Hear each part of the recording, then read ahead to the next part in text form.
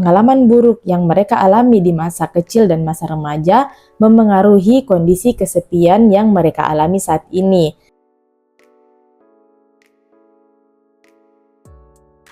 Hai semuanya, kembali lagi di channel Seia-Iya. Nah, hari ini kita akan membahas sebuah tema yang mungkin sering kita rasakan, namun sulit untuk kita ungkapkan. Nah, tema pembahasan kita hari ini adalah kesepian. Banyak orang mengira kesepian hanya terjadi pada saat kita sedang sendirian. Padahal bisa jadi kita dikelilingi oleh teman dan keluarga, tapi hati kita tetap merasa kosong. Nah, kenapa bisa begitu? Langsung saja, ini dia pembahasannya. Jadi, kita akan membahas tentang kesepian berdasarkan penelitian dari International Journal of Adolescence and Youth yang berjudul Loneliness as Experienced by Adolescents and Young Adults, an Explorative and Qualitative Study yang dibuat oleh Jessica Henberg dan tim dan terbit pada tahun 2022. Penelitian ini bertujuan untuk mengeksplorasi bagaimana remaja dan dewasa muda mengalami serta menggambarkan kesepian dalam kehidupan mereka. Nah, peneliti mewawancarai sebanyak 15 partisipan berusia 17-30 tahun yang berbahasa Swedia dan tinggal di Finlandia.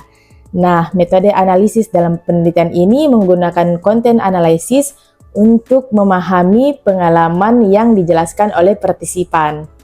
Nah, sebelum kita masuk ke hasil penelitian, terlebih dahulu kita pahami dulu apa itu kesepian.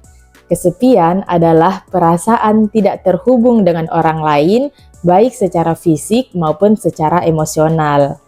Nah, apabila kesepian ini dibiarkan secara terus-menerus, maka akan berakibat pada kesehatan fisik dan mental kita, seperti meningkatkan stres dan depresi, meningkatkan tekanan darah, dan gangguan tidur, serta dapat mengurangi kemampuan kita dalam membangun hubungan yang sehat. Selanjutnya, kita langsung masuk ke hasil penelitian. Jadi, ada 3 poin yang menjadi hasil penelitian pada penelitian kali ini. Yang pertama ada jenis-jenis kesepian. Nah, penelitian ini menemukan ada 3 jenis kesepian. Nah, pertama ada kesepian secara sosial, yakni kondisi di mana seseorang merasa tidak memiliki hubungan sosial yang cukup bermakna. Biasanya kondisi ini terjadi apabila kita berada di lingkungan baru, seperti masuk universitas atau masuk di lingkungan kerja baru. Jenis kesepian yang kedua adalah kesepian secara emosional. Kondisi ini terjadi apabila seseorang telah dikelilingi oleh banyak teman dan banyak keluarga, namun tetap merasa kesepian karena kurangnya koneksi secara emosional. Nah, kesepian secara emosional biasanya terjadi pada hubungan yang sudah terjalin.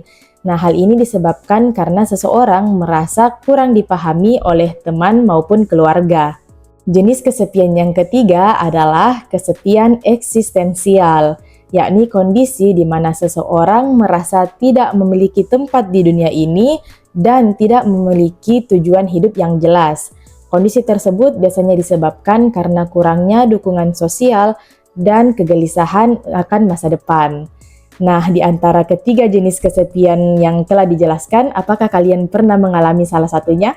Tulis di kolom komentar ya.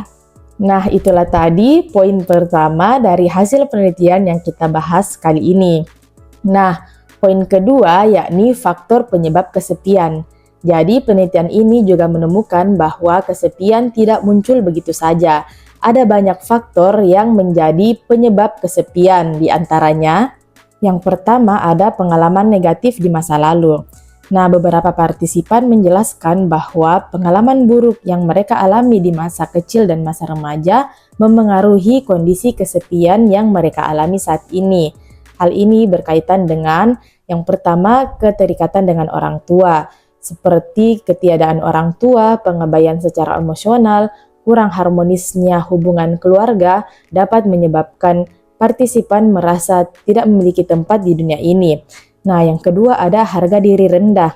Jadi partisipan yang merasa kurang percaya diri membuat mereka merasa tidak layak untuk membangun hubungan emosional yang erat. Nah, yang ketiga ada perundungan.